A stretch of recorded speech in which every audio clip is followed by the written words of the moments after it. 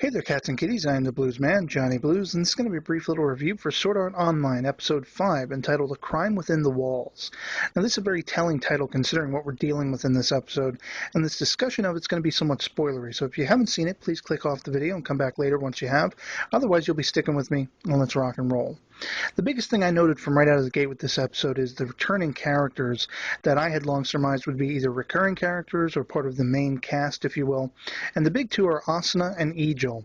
Now, I do believe we also see very briefly in the background of a crowd during the opening meeting that takes place. I think we see Klein. Correct me if I'm wrong and that wasn't him, but I'm pretty sure it was. But the biggest things here that we get from right out of the gate is the relationship between Kirito, the main character, and Asuna being somewhat testy. They're not quite getting along. They argue. They're known for arguing. And this is basically because Asuna has just really come into her own in the game. She's raised herself to being vice commander of a guild called the Knights of the Blood Oath, and she's also nicknamed Lightning Flash, which I think is probably to do with her speed, because in a battle in one of the previous episodes that we saw her in, she was pretty fast and very skilled, so I would definitely surmise that to be the reason she's called that. And of course, Kirito, he considers himself a solo player, and he doesn't want to have to follow certain rules that she basically sets out for her group and all these groups that are working together, these guilds, if you will. And I think this hints at a potential spark between them. Of course, we know all the greatest couples start off either not getting along or keeping each other at a distance, and of course, it eventually gets to the point where they like each other and they become inseparable. So I don't know if I'm calling this one correctly and saying that they are essentially destined to be a couple, but I'm getting that vibe for the most part. Now, I love that Ijil ends up making fun of Kirito a little bit about the fact that they don't get along, and he just questions him on, what's up with that. So we see a little bit of camaraderie between those two as well.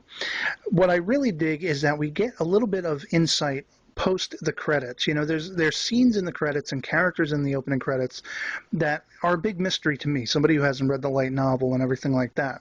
And it's all new to me every episode.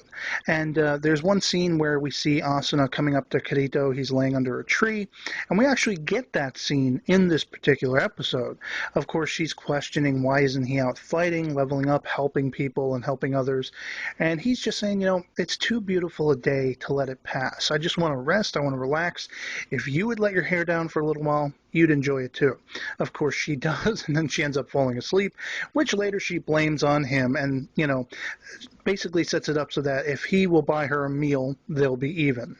Kirito is at first somewhat dumbfounded, I think, but he does, maybe arguably reluctantly agree. And we follow that up with a nice little scene in an eatery, and we get a lot more, sort of hints as to just how far Asuna's come. I mean, she's renowned to the point where people know her by her nickname, and they are familiar with her guild, and whereas they're looking at Kirito like, hey, who's that guy in black that's sitting with, Asuna, this great figure of renown in this game? So I think it's very interesting that, we have sort of polar opposites in the way of fame within the game. But I don't think that's what Kirito's after, and I don't think that's what Asuna's after either. I don't think either one of them are trying to become well-known, but they're trying to use what people do know to hopefully help people.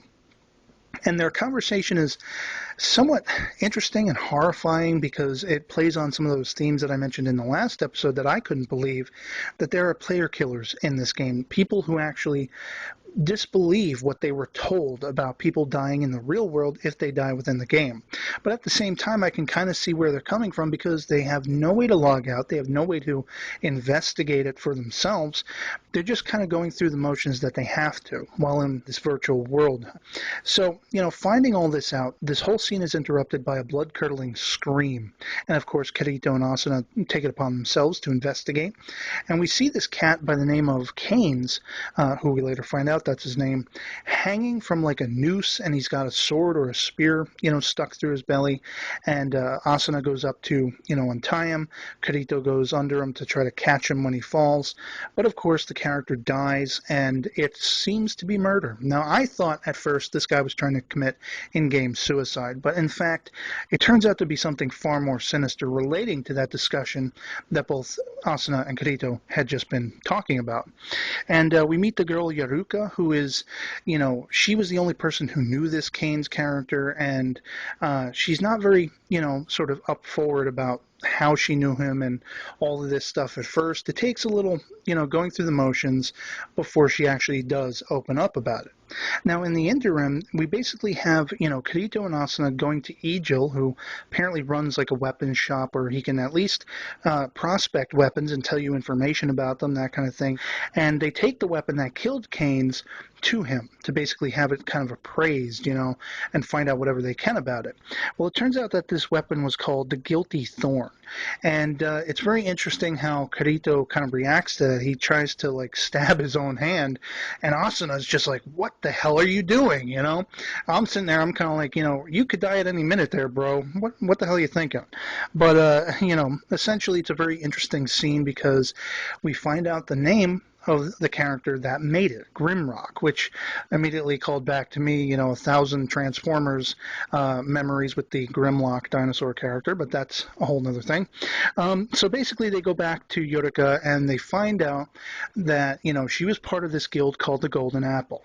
And they found this rare item after defeating a boss. And basically everybody in this group, they took a poll, do we take this item and, sell it, split the earnings between ourselves and that kind of thing. And it turned out it was, voted 5-3 to sell it.